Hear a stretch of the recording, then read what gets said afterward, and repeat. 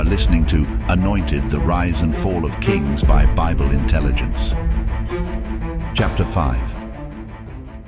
In the triumphant halls of Dagon, the Philistines set the captured Ark of the Covenant, a trophy of their victory against the Israelites. There, the symbol of Israel's covenant with their God stood juxtaposed against the graven image of Dagon, a silent testament to their sacrilege. But the Philistines were unaware of the divine power they toyed with, oblivious to the fact that they were merely pawns in the grand cosmic play. At the break of dawn, the Philistines discovered the image of Dagon, once standing tall and proud, fallen face first before the Ark of the Covenant. A ripple of unease began to spread among them, but they dismissed it as an accident, re-erecting the idol in its place. Yet, the following morning, Dagon was found prostrated again, but this time its head and hands severed, as if humbled and punished by an unseen force. The Ark, silent yet potent, asserted the sovereignty of the God of Israel, even in the heart of enemy territory. In the wake of these eerie occurrences, a heavy hand fell upon the Philistines. From Ashdod to Gath, from Gath to Ekron, the Ark was moved, and wherever it was taken, a dreadful scourge followed. Painful tumors and widespread panic struck the people, a divine retribution for their audacious transgression.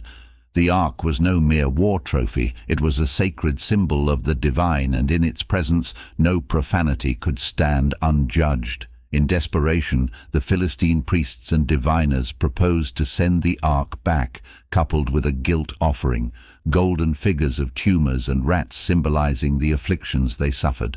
They designed a test to ascertain if the afflictions were indeed divine retribution or mere chance. A cart led by 2 milk cows, their calves separated, was set to carry the Ark and the golden guilt offerings. The animals, instinctively expected to return to their calves, would show if they instead chose an unnatural path, heading straight towards Israel. The sight of these cows trudging steadily towards Beth Shemesh, not turning aside, was evidence enough that their plagues were divinely sent, a testament to the mighty power of Israel's God. However, even as the Ark returned, respect for the divine was still lacking. The men of Beth Shemesh, failing to recognize the sanctity of the Ark, fell prey to curiosity. They looked into the Ark, and the divine retribution was swift and harsh. 70 men were struck down, a grim reminder of the sacredness they profaned. Fear swept across the people, and the Ark was quickly sent to the house of Abinadab in Kiriath Jearim, where it was consecrated under the care of his son Eleazar. For 20 long years the Ark resided there, a silent reminder of Israel's covenant with God, awaiting the time it would be called upon again. In these years of trials and tribulations, the spiritual revival sparked by Samuel persisted with an unwavering resolve. As both a prophet and a judge, Samuel served as the mouthpiece and the shepherd for Israel. His words resonated with the divine wisdom, guiding the lost and the strayed back onto the path of righteousness. He exhorted the Israelites to shun the idols they had been worshipping and return to the Lord. His influence, like a gentle yet persistent stream, eroded away the spiritual corruption that had seeped into the heart of Israel, replacing it with faith and devotion. Under Samuel's determined and inspired leadership, the tide of battle against the Philistines began to turn. The Philistines, once the symbol of Israel's oppression, were decisively defeated at Mizpah. It was a victory that bore the unmistakable mark of divine intervention. Samuel, uniting the people under the banner of faith, had ushered them into a battle not of swords and spears, but of repentance and surrender to the Lord. It was an affirmation of the power of faith, a testament to the unyielding strength born out of surrender to the divine will.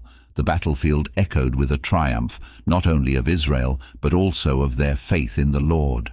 Post the resounding victory, peace returned to the land like a long-forgotten friend. The territories seized by the Philistines were restored to Israel, marking the end of an era of subjugation and igniting the dawn of newfound hope.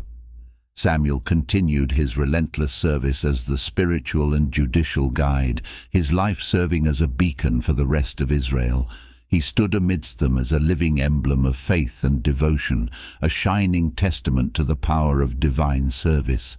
His existence seemed to echo with a melody that intertwined the rhythms of prophecy, justice and leadership into a song of devotion that echoed throughout the land of Israel.